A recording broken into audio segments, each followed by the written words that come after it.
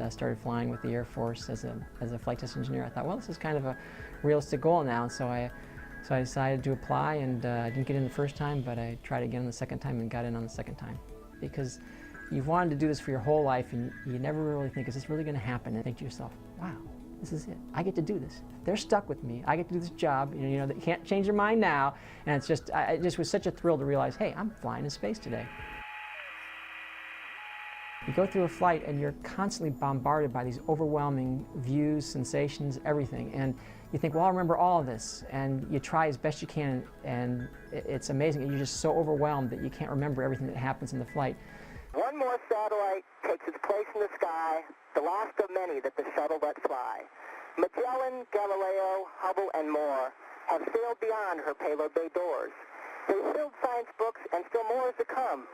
The shuttle's legacy will live on when her flying is done. We wish Picosat success in space where it roams. It can stay up here, but we're going home. Yet soon for the last time we'll gently touch down, then celebrate the shuttle with our friends on the ground.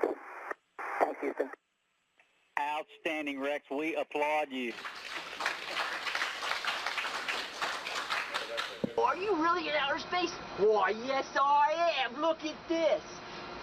I'm up on the Space Shuttle Atlantis, and I'm looking for the dreaded Kybal snakes. This place is crawling with them. Our vehicle rolling onto the launch pad is just a tremendous sight. It really brings it home that, hey, this is real. It also brings it home just how big that spacecraft is. So it's a pleasure to be here, and we want to thank all the folks from the Kennedy Space Center who got it to this point to get it ready to roll out to the pad. The fact that these vehicles have been flown year after year, mission after mission, and you come back and look at them, it's like, it's amazing. This thing, it looks great. It's on the space shuttle, there's just so many systems, and it's such a complex vehicle. It's an amazing thing that, you know, a vehicle that can be a rocket and an airplane and a space laboratory, basically. Some of the spacewalks are very challenging, getting all the details down, making sure it is all orchestrated correctly, and then going and executing it. And it's a lot of fun to see it firsthand and actually get to do the job. Hello everyone, and welcome to Acme's Blast Off with NASA astronaut Rex Walheim. Hi Rex. Hi. Now Rex has been on not one, not two, but 3 space flights. He was Mission Specialist 2 on STS-135, which launched this year in July. He is also an expert at EVA, or spacewalking. He's been on 5 spacewalks altogether, and he knows a lot about working on the ISS. Rex, you're my new hero. Oh, thank you. How Holly. are you? I'm great. How are you? Fantastic, fantastic. Now, this is a very exciting day for a lot of Victorian schools out there. Did you know that we've got 111 schools watching? I know, that's amazing. That's a lot of kids. We'd like to say hi to them all. Let's say hi everyone out there. And a very special hello to the Royal Children's Hospital who are watching as well, and Spotswood Primary School who are watching from ScienceWorks. And of course I should introduce Mission Control, who I've got sitting behind me. Can we have another hello, Mission Control? Fantastic. But first, Rex, you're taking us on a very special mission today. That's right. You're going to be launching, this is our very first Acme Studio mission, Yes. actually launching you into space today, where you're going to show us around, and you're going to answer some of the questions that the students out there have about your truly amazing job. Is that right? Absolutely. Fantastic. And how are you feeling about it? I'm feeling great. Oh, I am so excited. Is everyone else feeling as excited as me right now? Yeah! Wonderful, wonderful, and I hope you're all excited out there too. Well, Rex, if you're about to blast off in a few moments, I better say goodbye to you. You better go and get ready. I will go and get ready. Can I have a high five? High five. Oh, yes. All Thanks, right. Rex. I'll see you up soon. there. Yes. That was great. Oh, I always wanted a high five from an astronaut, so there you go. Well, everyone, we are just about to launch this Acme mission today, so we're going to head to the launch pad in just a moment, so I want to hear you counting down when it's time, and we're crossing live to the launch right now. 20. Firing chain is armed. 15. Go for main engine start. T-minus 10, 9, 8, 7, 6, 5. All 3 engines up and burning. 2, 1, 0, and liftoff. The final liftoff with Lance.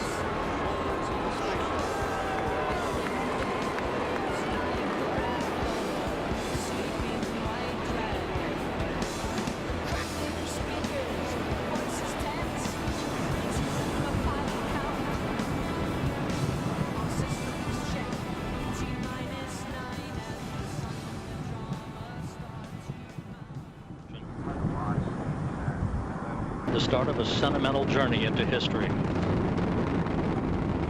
24 seconds into the flight, roll program complete. Atlantis now heads down, wings level on the proper alignment for its 8.5-minute ride to orbit. 4.5 million pounds of hardware and humans taking aim on the International Space Station. 40 seconds into the flight, the 3 liquid fuel main engines throttling back to 72% of rated performance in the bucket, reducing stress on the shuttle as it goes transonic for the final time. Engines now revving up, standing by for the throttle up call.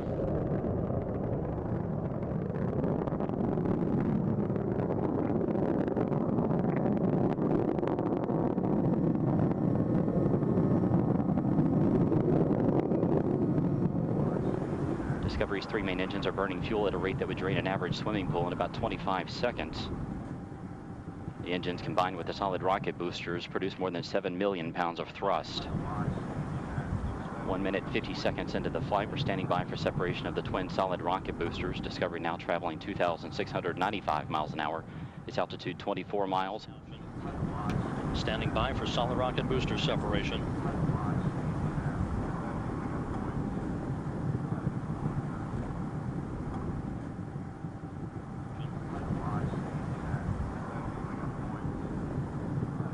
Booster officer confirms staging a good solid rocket booster separation. Guidance now converging. The main engine steering the shuttle on a pinpoint path to its preliminary orbit. 2 minutes, 20 seconds into the flight. Atlantis already traveling 3,200 miles an hour, 35 miles in altitude, 50 miles downrange. Now standing by for external tank separation.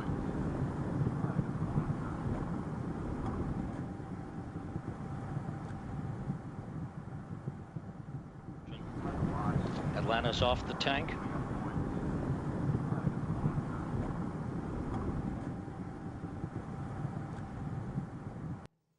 Well, come in, Rex. It's Holly here from Mission Control. How was that? Was that the smoothest takeoff of your career so far?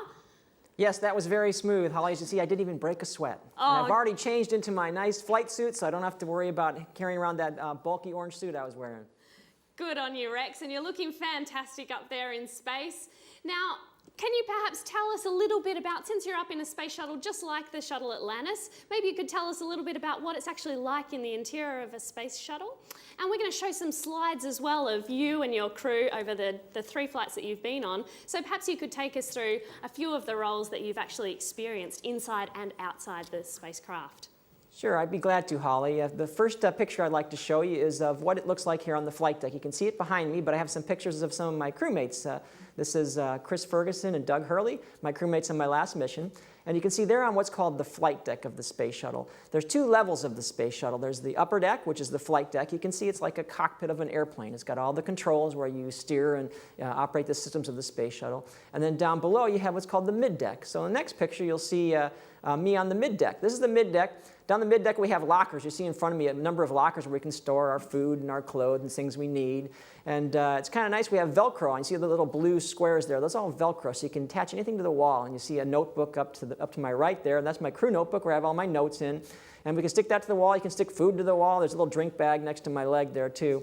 And so we live and we work down in the mid deck. But the nice thing about being in space is there's no up or down. You know, this is the way with the floor at the bottom. But in the next slide you'll see Doug going upside down, and all of a sudden the floor is the ceiling and the ceiling is the floor. That's one of the fun things about space flight. You can float around and go wherever you want to go. Here I'm back on the flight deck. You can see where we have the computer screens in front of me. That's where we take control of the space shuttle. We can type things into the computers and tell the space shuttle what to do. But the neat thing about the flight deck is the windows. You can see right behind me, that's the Earth behind me. You can see the Earth and the blackness of space there. And it's a spectacular view. You can see about 1,000 miles in any direction. It's absolutely tremendous. Now our job on the space shuttle was to go up to the International Space Station. The International Space Station is a huge laboratory up in space where we can do all sorts of research and experiments and learn about things that we can't find out about here on Earth. And so we were going to do what's called a rendezvous to the space station. So here you see a picture of us approaching the space station. This picture was taken from the space station as we approached, because we're going to dock and go on board the space station. The pretty islands you see below us are in the Bahamas, near the coast of Florida, near America. And it's one of the prettiest places in space to look down on, because you can see the beautiful turquoise waters and stuff. And this is where we were going, the International Space Station. Like I say, it's a huge laboratory where we can do all sorts of research. And the International Space Station is run by solar power. You'll see the solar power wings on the sides, the vertical members that go up and down. Those are basically solar panels, kind of like you'd find on the top of a house or a building that generates electricity. So our whole space station is run by electricity. We collect the sun's power and convert it into electricity. So once we dock to the space station, we have a lot more room. The space station, International Space Station, is about the size of a 5-bedroom house. Lots of room to move around, and you can see you can grab onto the floor with your feet, or you can grab onto the ceiling, or you can go upside down, whatever you want to do. But there's plenty of room. When we were up there, we had room for 10 people, and there's been as many as 13 people on the International Space Station. One of the neat things about the International Space Station is a module called the cupola. As you can see, the cupola is just a bunch of windows. It's kind of like going on a glass-bottom boat.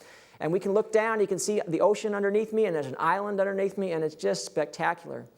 So it's one of the best places and one of my favorite places to look out on the space station. Of course, we've got to do work when we're up in the space station, too. We can't just be looking out the window all day.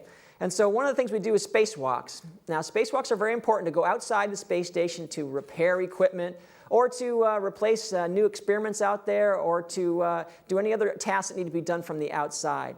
Now, when we go out and do a spacewalk, obviously we put our white spacesuits on. Those are called our EMU, or extravehicular mobility unit. It's basically our work suit. It's kind of like our own spacecraft because it's got its own oxygen supply, it's got its own communications, everything we need to work outside in space. Now, when we're ready to go out on a spacewalk, we don't just open the door and go outside, because what would happen? All the air would go outside. We don't want that to happen. We want to lose all the air in the space station. So we have a special room. It's kind of like our entry and exit way from the space station. It's called an airlock.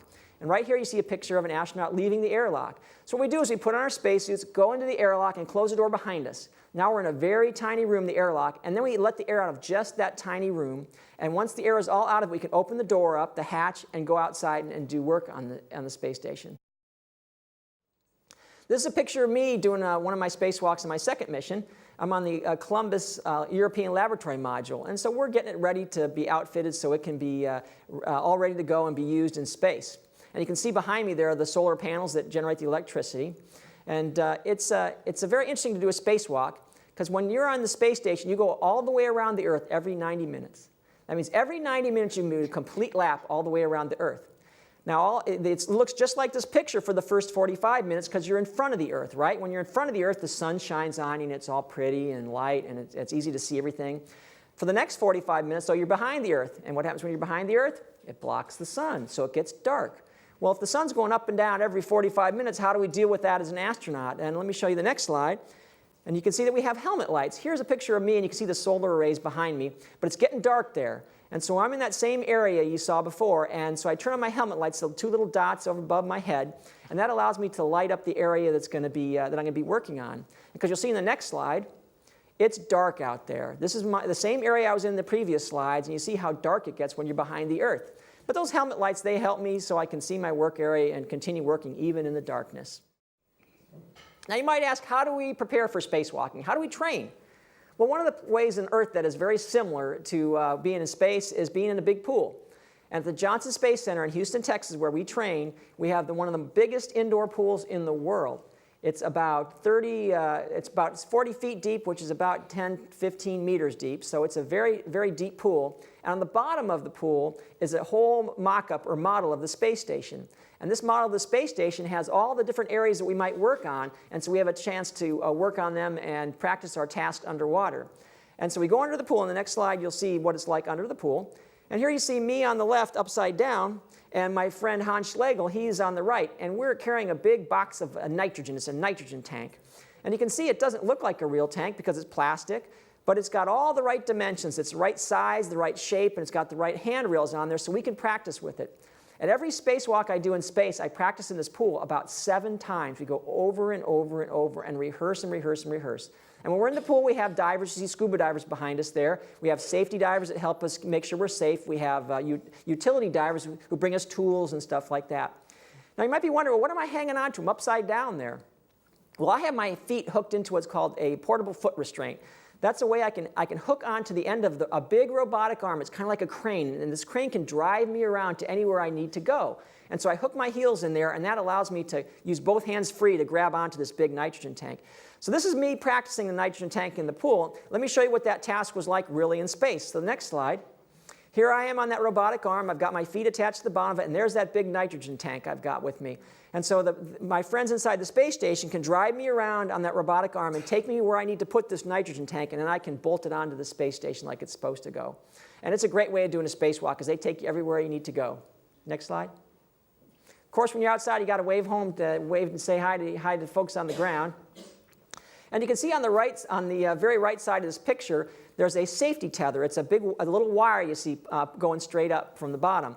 And that's a retractable wire that keeps me attached to the space station. So if I accidentally let go, I'll go about 85 feet, which is about 30 meters, and I'll come to the end of it and I can pull myself back in. Still don't want to do that, but it's a safety measure to keep us safe. Next slide. Of course, when you get in the space station, you got to have a chance to look out the window. And so here I got some pictures for you to see what it's like to look out the window. This is a picture. It looks like mountains, doesn't it? Well, it's actually not mountains. That's a canyon. That's the Grand Canyon in Arizona in the United States. The next slide. This is a picture of the pyramids in Egypt. You can see the pyramids and their shadows there right in the desert where the desert meets Cairo. That's Cairo, Egypt, and the Nile River goes through there too. And it's one of the neatest places to see from space as you look down there. And this is with a little bit of a telephoto lens, so a little bit of binoculars, and you can see the pyramids there very easily. Next slide. You can also see the aurora australis, which is the southern lights, or the aurora borealis, which is the northern lights. And it's spectacular at nighttime to see the aurora from space, because instead of looking up at the aurora, you're looking down at the aurora, which is really, really a unique view. And next slide. Of course, I had to have a chance to look at Australia when I was in space. This is a picture of me on my first flight looking down at Australia. And I was marveled at how beautiful Australia is from space, the beautiful brown and reddish color of the interior of the islands, and then, of course, the ocean side. So it's absolutely beautiful from space. And I always wanted to come here to Australia, and this is my very first trip to Australia. So I was very excited to come here. So there's Australia from the porthole of the space station. The next slide, you might recognize this. This is the Great Barrier Reef from space. So this is northern Australia. One of the most beautiful places on Earth, too, to see all the beautiful water in the Great Barrier Reef area.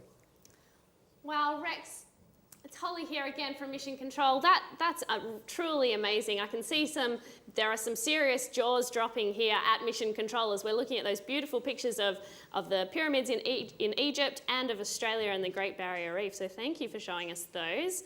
And now, before I pass to some questions from the students that we've got all over Victoria, I do have to ask you, Rex, when you were the age of some of the students that we have here in Mission Control, did you wear spacesuits a lot around the house, or did you read a lot of space fiction? Did you perhaps watch some space films? What was it that made you decide that this was the job for you?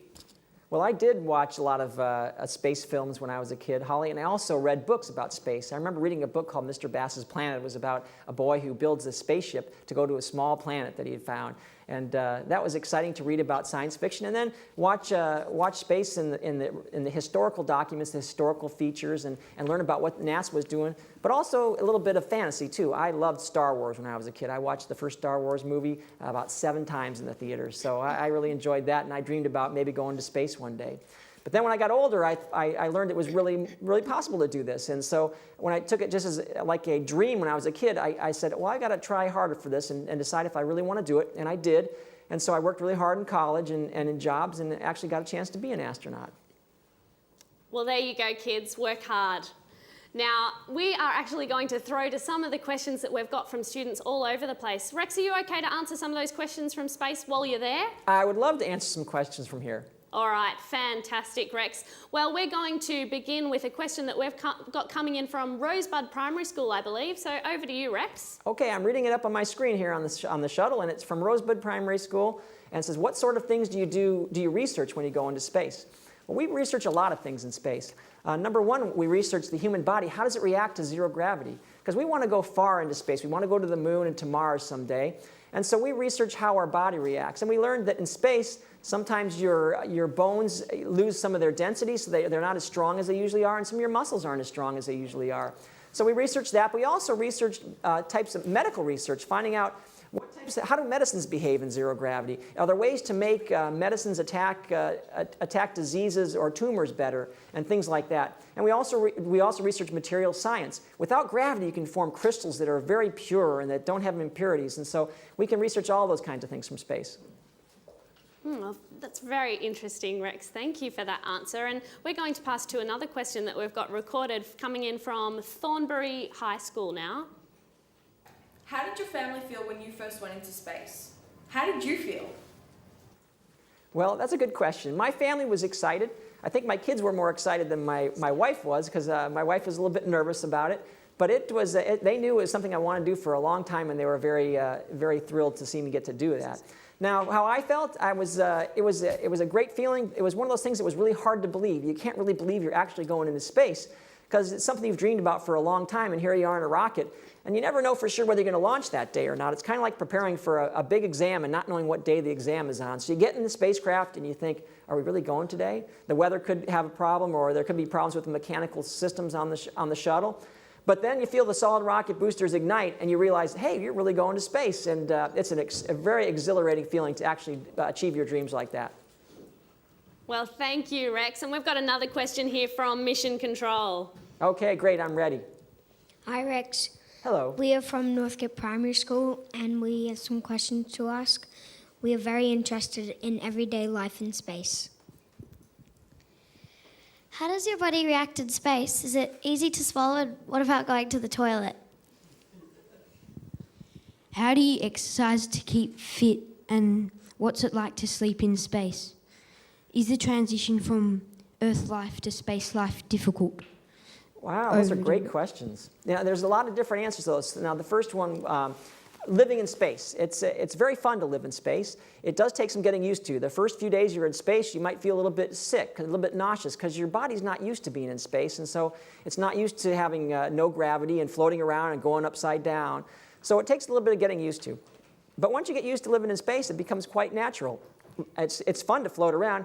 Has anybody dreamed of floating or flying in dreams sometimes, where you just fly around? Yeah, I'm sure a lot of you have. It's very fun, and that's what you actually get to do in space, so that's exciting.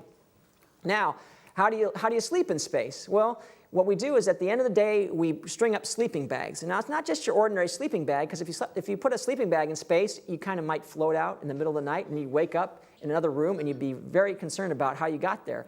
So we have a special sleeping bag we can zip up. It goes all the way around our neck, and it keeps us in there so we can float at night. And it's actually very comfortable.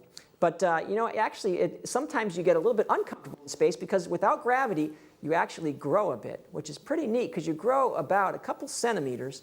And that sounds great, and it's fun, but it stretches on your back a little bit, so it makes your back a little sore. But once you get used to all that, it's quite comfortable to live in space. Now, somebody asked, how do you go to the bathroom? And the answer is very carefully. Now, going to the bathroom in space, we have a space bathroom very similar to a bathroom you'd have on Earth here, but there's no gravity, right? So instead of using gravity to pull the waste away from your body, it uses like a vacuum, a low-powered vacuum. And so it works very good, but you have to anchor yourself down, so it has little bars you put on your legs so you don't float away, because that would be bad. And you can use the bathroom just like you would on the ground, pretty much. And what about the food, Rex? Could you perhaps tell us a little bit about eating in space? You bet. Eating in space can actually be a lot of fun. So we end up having a lot of fun with food. Now you see, you have a slide here. And this slide, you show what happens to water. If you let water just go in space, just push a little water out of a drink bag, it forms a perfect sphere like that. And this one has a little bit of a bubble inside there. And it's a lot of fun, because you can let a little bit of water go, and then you can go up there and you can gobble it down. And it's a lot of fun. It's easy to swallow. It doesn't feel any different. But you do have to be careful, because most of our drinks are in a drink bag. It's kind of like one of those juice bags you might find at home. You put a straw in it, and then you can drink right out of it. Here you see my friend Leland, and on his left, he's got or on our left, you can see one of his drink bags. Now, it's all full of like a Kool-Aid or kind of, some kind of juice drink. And it's got a straw in it, but there's something funny on that straw, and that's very important. It's a little valve that you can shut off the straw. Because if you leave that drink bag with the straw open and you run into it or bump into it, the drink is going to go all over the place. And you're going to redecorate your space shuttle, and your crewmates are not going to be too happy about it. So we have a little valve to close that off. So when you're just finished drinking, you just close it off, and they can put that aside. Now, eating, of course, is a little bit tricky, because there's no gravity, so your food floats around. So you see Leland here has a tray with some Velcro on it. Those little squares, you see the white squares on the tray, are Velcro. And there's also Velcro on the food packet. So he can hold the food down on his tray with the Velcro. And then he can eat what he wants to eat. And you can see there's a variety of food he has. Some of the food is dehydrated. Dehydrated just means it doesn't have water in it. So we add water to it when we get to space, and we mix it up, and then we can eat it. Other food is ready to eat. All you got to do is heat it up. Like some of those pouches there, they're kind of like camping food you might have. And so you heat it up, open it up, and you can eat it right away. Other stuff is fresh, like some crackers he has there. So it's a lot of fun to eat in space. You just got to be a little more careful than normal. If you want to show the next slide, we can show how we have mealtime together. Here's a picture of us on the Russian part of the space station on my second flight. And you can see all 10 of us are there, and we're sharing a meal and having a nice time. We took a picture at the end of the meal. But that's the fun thing about being in space. You can sit on the floor if you want, or you can sit on the wall like my friends are there too. And we're one big team there from 4 different countries. We have Americans, Russians, a German astronaut, and a French astronaut all working together as one big team.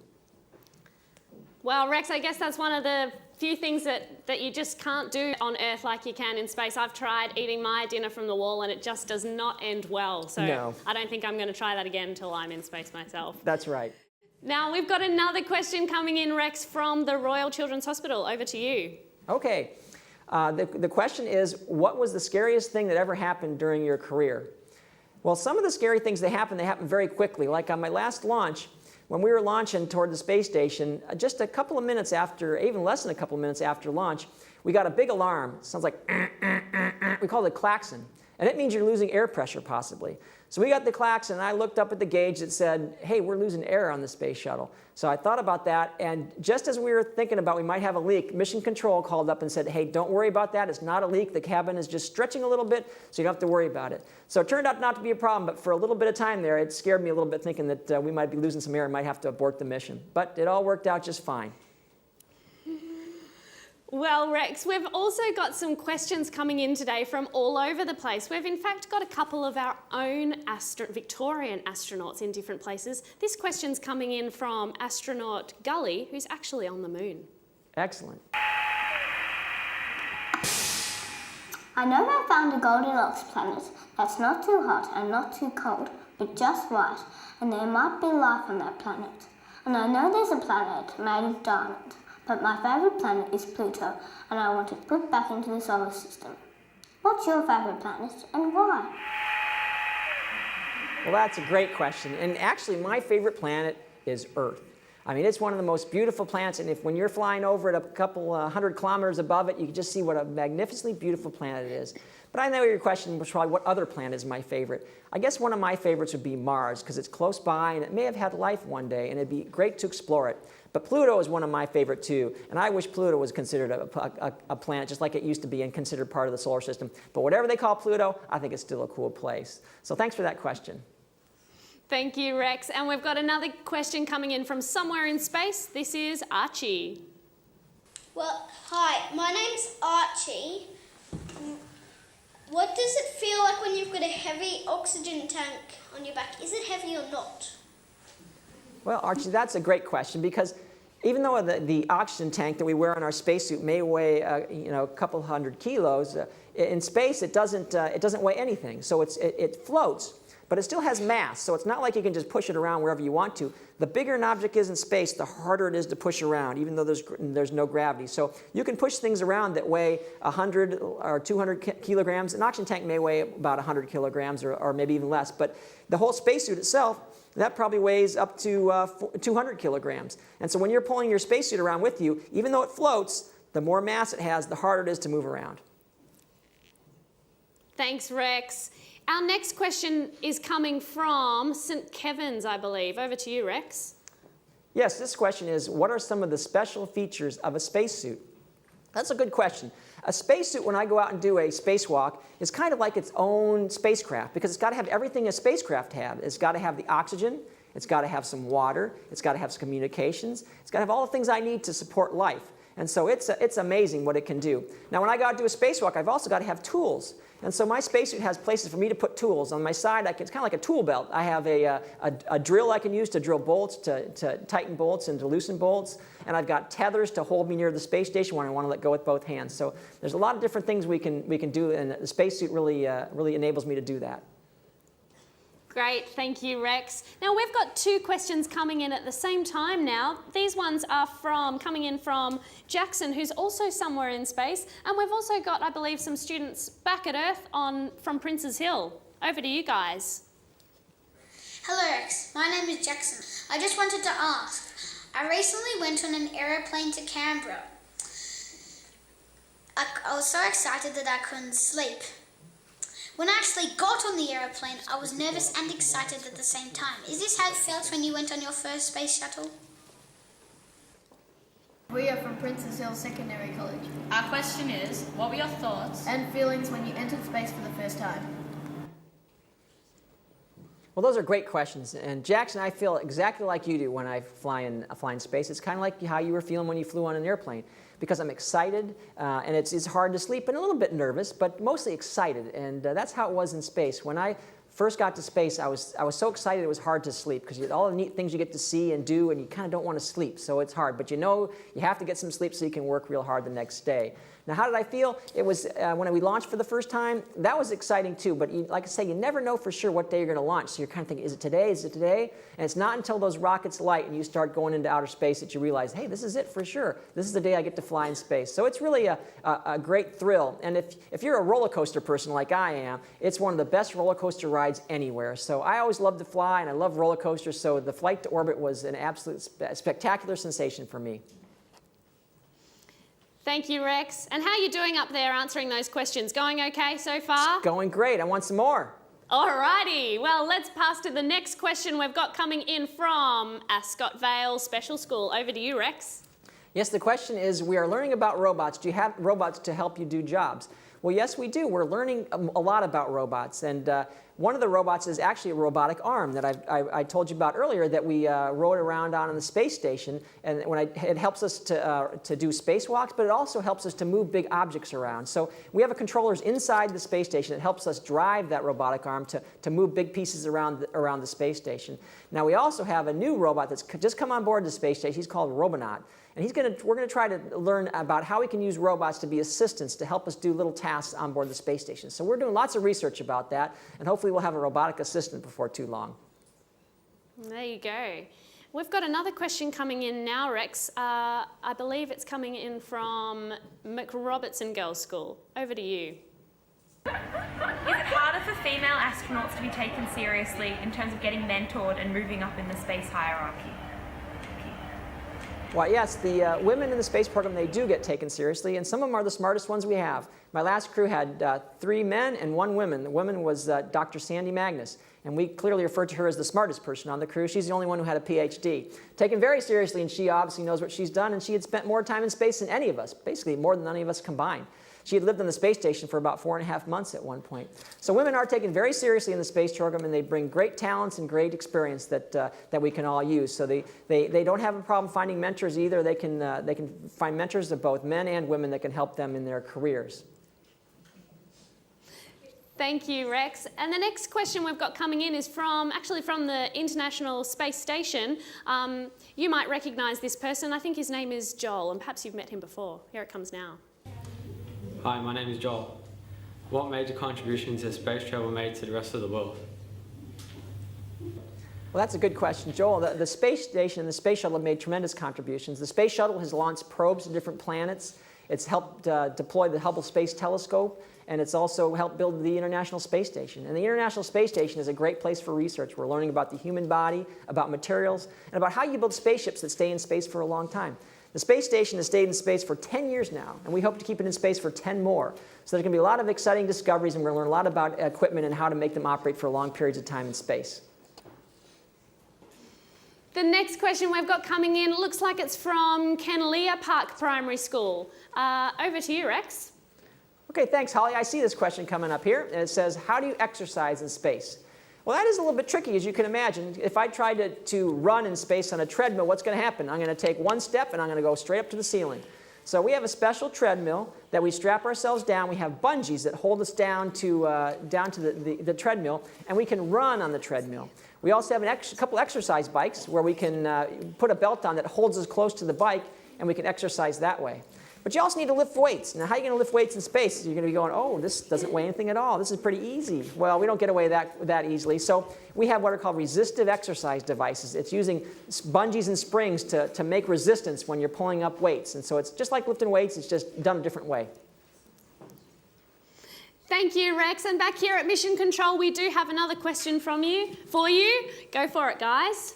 Hi, we're from Spenceley Street, and our question is, how did you feel the first time you put on a spacesuit and walked in space? Oh, that's a great question. My first spacewalk, I was very excited. I remember putting on my spacesuit, and it felt a lot like it did when I was practicing in the pool down in Texas. But this time I knew it was for real, and it's a beautiful spacesuit. It was all ready to go. I got it on. And then it was time to go outside. And we went in the airlock, and they let the air out of the airlock, and my partner opened the hatch up, and then I could see down there underneath him, and it was daylight outside, and it was a spectacular view. But it still had to take a little bit of getting used to. So my partner went out and did some activities first, and I had a chance to just dangle my legs out the airlock. And I looked down and I saw how beautiful it was, but then I went right to work. So it was a lot of fun and a really enjoyable experience. Thank you, Rex. The next question is coming in from Epsom Primary School. Over to you. Okay, I see it, Holly. It says, can you see night and day in space like you can on Earth? Well, you sure can. You can see the sun at night and maybe the moon also. But it's a lot different in space because we're traveling around the Earth every 90 minutes. So that means the sun comes up every 90 minutes.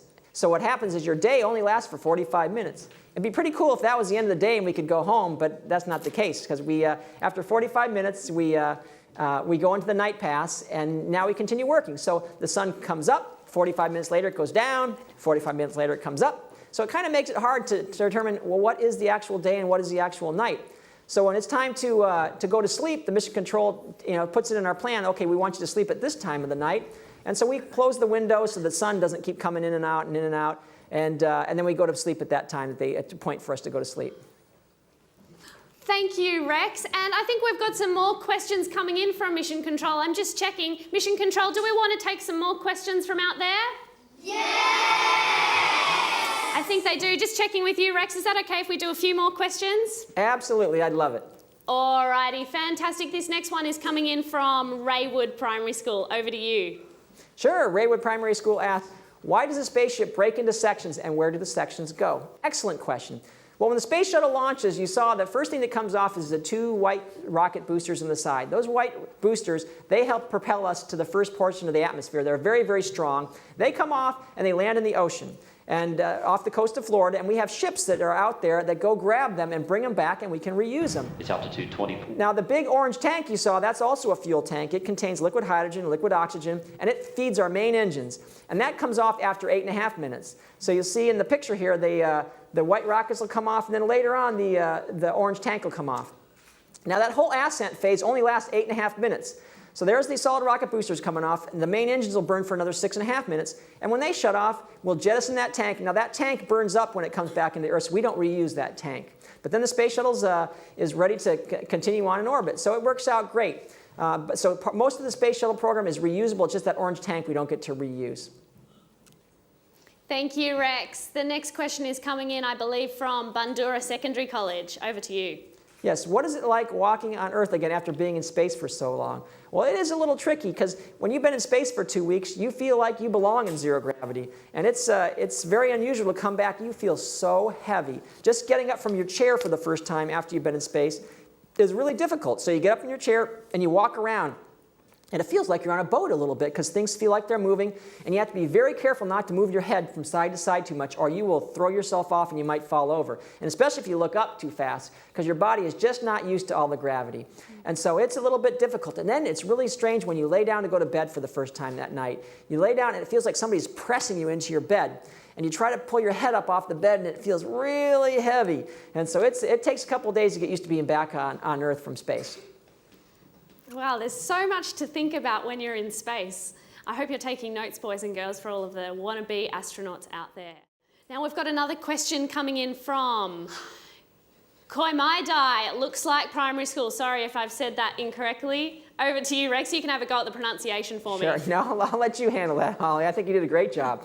Now the question was, what type of feeling do you get when you step outside of the station in this craft?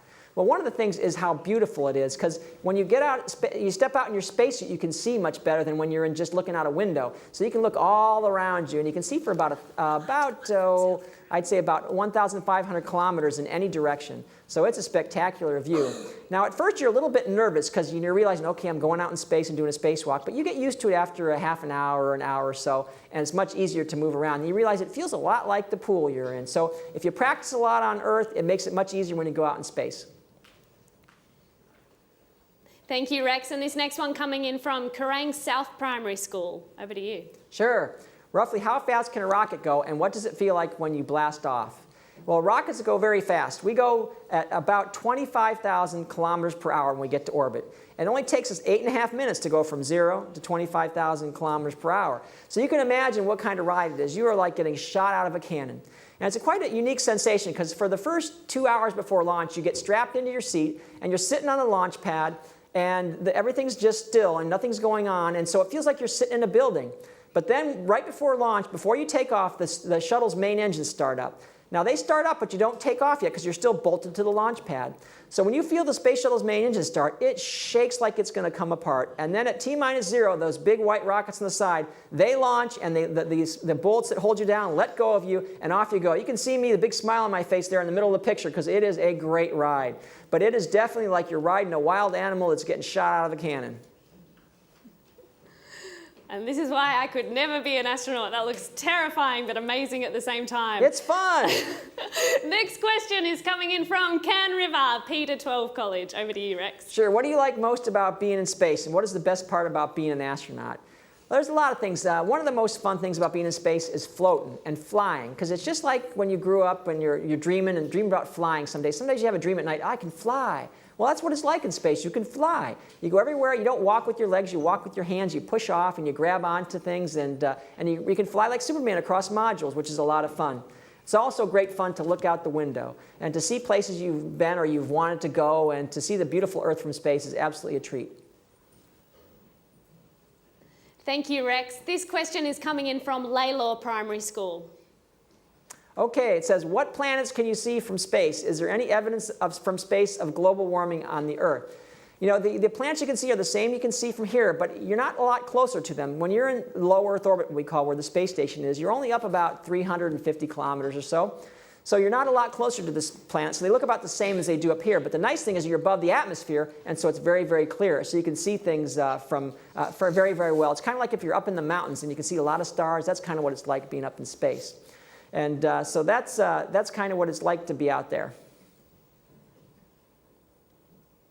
Some truly beautiful photos there. And the next question that we've got coming in, Rex, is looking like it's from Orbost Secondary College. Over to you.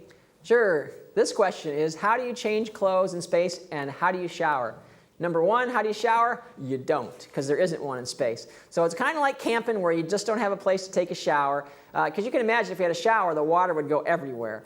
So we just use cloths and wipe ourselves off and clean off in the bathroom. And that's how we keep clean in space. So no shower, but that's how there is a way to keep clean. So it's not too bad, but it's definitely like camping because you don't get really clean when you're up there. I knew something smelt not too good when you came into the studio today, Rex. Okay, and we're going to take 3 more questions now for you, Rex. So this one is coming in from Mill Park Heights Primary School. Over to you. How can you communicate with NASA in space? Well, we have a lot of ways to communicate. We can communicate with our radios, so we can go with the air to ground down to the ground and talk to the Mission Control Center. Or we can type emails if we need to. So we have an email capability. It's not instant email, so it takes a while for them to get it down, and we can send emails to our family, and they can send emails to us. But one of the fun things about the space station is they have basically what's kind of like a cell phone. It's a computer telephone where we can call any phone number in the United States or anywhere around the world, and we can call people, and we can just say, hey, this is Rex from the space station, and they'll go, yeah, right. You know, so it's a lot of fun, though. We can call our family and our friends when there's coverage, and that's a neat way to keep in touch with people. Certainly looks like fun up there, Rex. This next question is coming from Cowes Primary School. Sure. How many astronauts are on the space station? Any Australians? Right now we have 3 astronauts on the space station, but we usually have room for 6. And so there'll be 3 more that are launching here pretty soon, and then we'll have a full crew up there. Are there any Australians? Not right now. There's one of our astronauts is Australian by birth, Andy Thomas. He spent time on the Mir space station, so we do have Australian connections to astronauts. But right now, there's 3 people on the space station. Thank you, Rex. And our final question today we've got coming in from Orbost Secondary College. Over to you. Sure. What does it feel like when you come back to Earth after a long journey? Well, there's a lot of different feelings. And number one, it's like I talked earlier, it is a little bit odd when you start walking for the first time, but it's also a sense of tremendous relief when you get back because you realize, okay, the mission's over, we did what we were supposed to do, and we had a chance to see all the great things we did, and it was safe because it's a really great feeling to finish a mission because then you realize, okay, we did what we meant to do, but we also get to see our family pretty soon. And it's just a wonderful feeling to get back and see your families after you fly in space. Rex, thank you so much. It's been so interesting to hear all of your answers about space travel and what it actually is like being an astronaut. And I think that there are a lot of students in here who are looking forward to finding out more about space travel and being an astronaut when they go back to school. So thank you so much. Rex, are you feeling like it might be nearly time to re-enter Earth? I think so. I think we need to re-enter and come back home. It's been fun being up here, but you got to come home sometime. That is very true. I have a feeling that it's not going to take us very long, so I'm going to just about cross live to the landing now when you're ready. Rex, are you ready? I'm ready. Alrighty.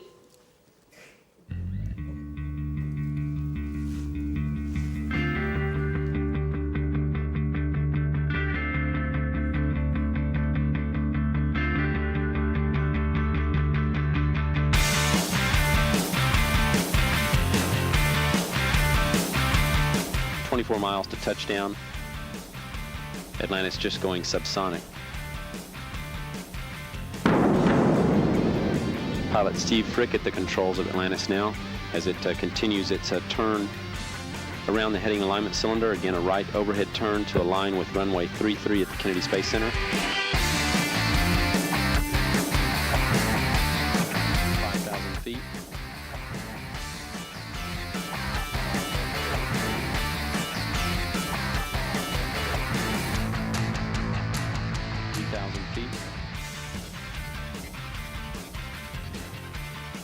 2,000 feet.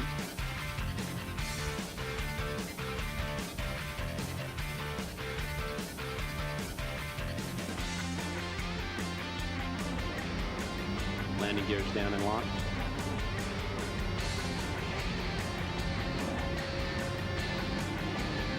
Main gear touchdown.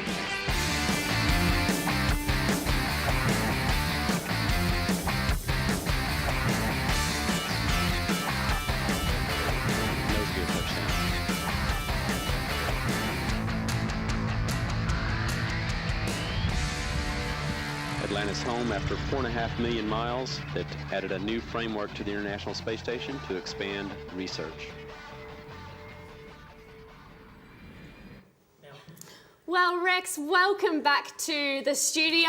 Thank you. How did you go up there? It was a wonderful trip. I think we have just had such a fantastic time, and it's been so great for all of the students here to hear about space travel and to hear from a NASA astronaut. Did you guys enjoy that? Yes! Fantastic. And because you've taught us all about being an astronaut, we would like to give you an Australian astronaut to take home with you. Go for it, girls. Oh, wow, look at this. This is wonderful. That's exactly what I needed. Now that's an authentic Australian astronaut too, huh? Thank you for teaching us about being in space. Oh, it's my pleasure to teach you about being in space, and thank you very much for this Australian astronaut. I'll take it back to the States with me. Yes, he's all suited up and ready to go, so I think he needs a trip to space next, Rex. I think so too. We'll get him on the next mission. Sounds fantastic. And now, Rex, I must say, of all the astronauts that I've met, you are certainly my favourite.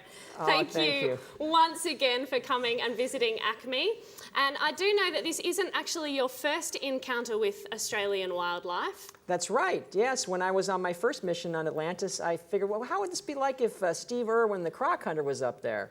And so there was enough things to rest. There's a lot of things that looked a lot like snakes, and I think Steve Irwin would have been a little bit concerned. Now, I know that we have had a sneak preview already of Rex's tribute to the crocodile hunter. We're going to leave you in just a moment with some more vision of that. Before we do, Rex, can we have a crikey? Crikey, mate. I'm glad to be here. Oh, can we have a round of applause for Rex?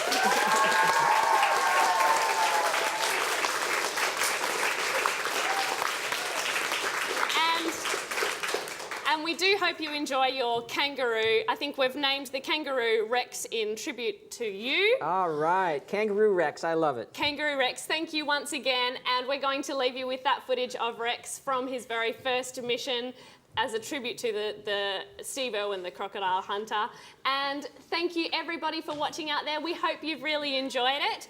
And we hope to see you at Acme soon for the Star Voyager exhibition. Can we have a big wave from everyone here at Mission Control? Thank you so much. Make some noise for me, people. Thank you. Thanks, you guys. Thank you. I'm up on the Space Shuttle Atlantis, and I'm looking for the dreaded Kybal snakes. This place is crawling with them. Let's take a look around here, see what we can find. Oh, there's one right now. Look, it's the oxygen snake. Whoa, he's a wily one. But he's okay. All he'll do is spit a little bit of fresh air in your face, so he's no problem. Watch out here. Let's see what else we can find. Any other snakes here? Oh, there's one right now. Got it. It's a water snake. Look, it's a two-headed water snake. It's a big one, too. Oh, this one's okay. One time they'll spit in your eye, though, so you gotta be careful of these guys. Let's see what else we can find up here. What else do we got here? Oh, I think I see a calm snake. Let's get him.